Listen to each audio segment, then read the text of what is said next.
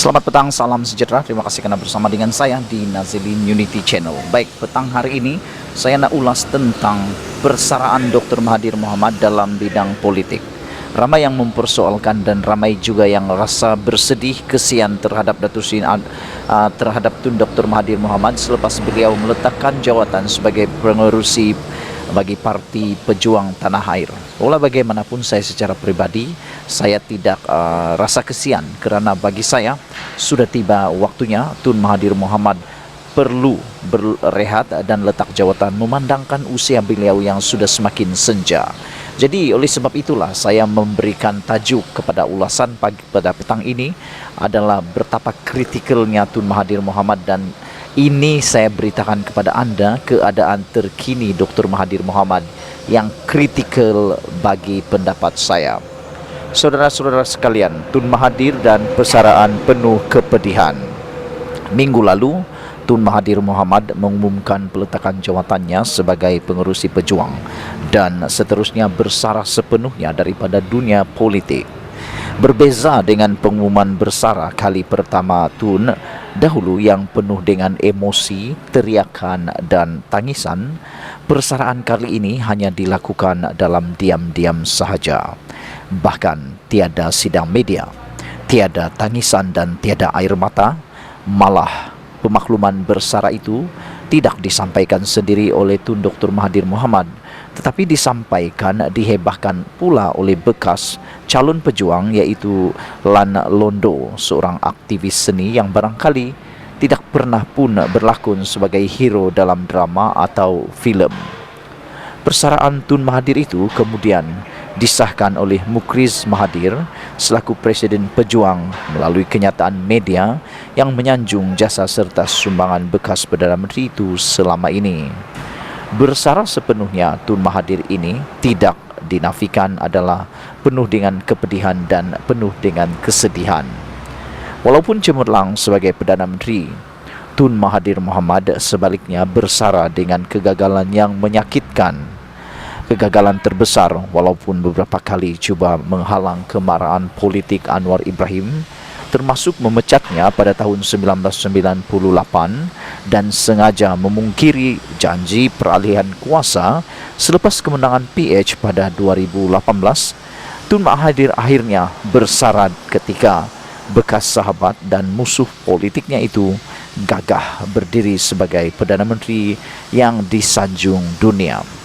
Sebelum kita teruskan ulasan pada petang ini, saudara-saudara sekalian, sila tinggalkan komen anda untuk isu kada kali ini. Adakah anda juga bersedih seperti netizen yang lain?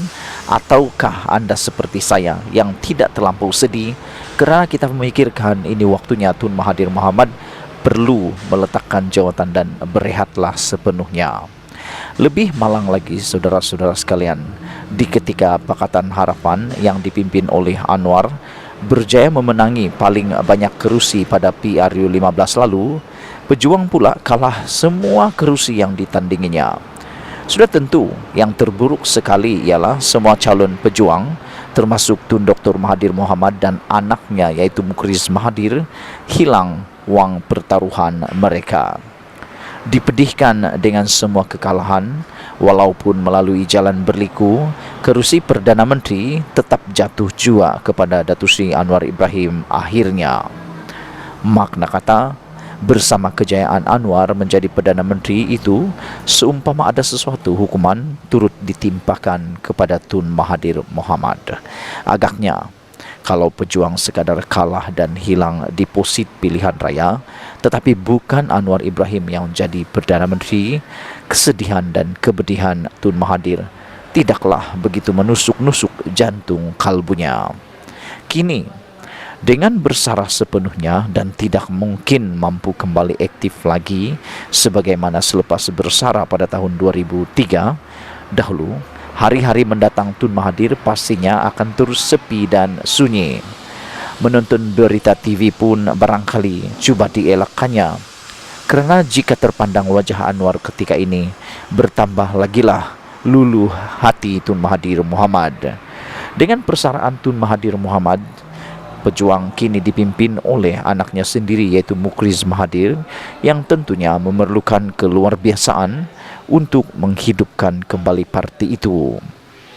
Diperbualkan sejak minggu lalu lagi dan sekarang disahkan oleh Khairuddin Abu Hassan, Mukriz dikatakan telah melontarkan cadangan agar pejuang bernaung di bawah PH sebagai pilihan untuk memastikan parti itu terus bernyawa. Bernaung di bawah PH itu adalah sama seperti apa yang Parti Muda yang dipimpin Sadiq Syed Abdurrahman lakukan. Saya secara pribadi saya berharap Anwar Ibrahim menolak kerjasama dengan Parti Pejuang ini. Jangan sampai 2 kali Datuk Seri Anwar Ibrahim ditikam daripada belakang. Saudara-saudara, diberitakan juga Mukriz sedar jika Perjuang bergerak sendirian, nasibnya tidak akan kemana-mana dan bakal hilang deposit sekali lagi jika bertanding dalam pilihan raya yang akan datang. Dengan itu, pilihannya sama ada menyertai PH atau Perikatan Nasional dalam hal ini. Mukriz dikatakan lebih condong memilih Pakatan Harapan kerana melihat masa depan gabungan itu lebih cerah dalam konteks politik Malaysia yang pelbagai kaum dan agama ini. Difahamkan lagi, Mukriz juga dikatakan sebolehnya mahu menyertai ataupun penyertaan pejuang ke dalam PH dilakukan sebelum PRN bagi negeri tahun depan dengan harapan mereka diberikan kerusi untuk bertanding sama. Berikutan tidak setuju dengan cadangan Mukriz itu, selain Khairuddin telah meletak jawatan dan berundur daripada pejuang, difahamkan beberapa pemimpinnya yang lain akan juga berbuat demikian sedikit masa lagi. Apakah akhirnya nasib pejuang dalam politik Malaysia dan bolehkah ia diterima oleh PH? Sama ada pejuang diterima untuk bekerja sama dengan PH atau tidak. Kedua-dua keadaan itu adalah satu lagi kesedihan dan kepedihan buat Tun Mahathir dalam menanti hari-hari kehidupannya di dunia ini berakhir. Jika pejuang diterima untuk bersama PH, ini bermakna parti yang diasaskan oleh dan ditubuhkan oleh Tun Mahathir sendiri akhirnya terpaksa tunduk dan akur untuk berasa bawah kawalan serta kekuasaan Anwar. Kalau tidak diterima pula, ini bererti pejuang akan berdepan laluan yang gelap dan mungkin akan terkubur begitu saja. Apabila pejuang terkubur dan karier politik Mukriz berakhir, inilah yang sebenarnya paling menyedihkan Tun Mahathir Mohamad. Ditulis oleh Sabudin Hussein, dibasuai oleh Nazilin Unity. Sebelum kita berpisah, sila tinggalkan komen anda, tekan butang subscribe. Malaysia kita punya, kita juga sama-sama cintai Malaysiaku. Bye-bye.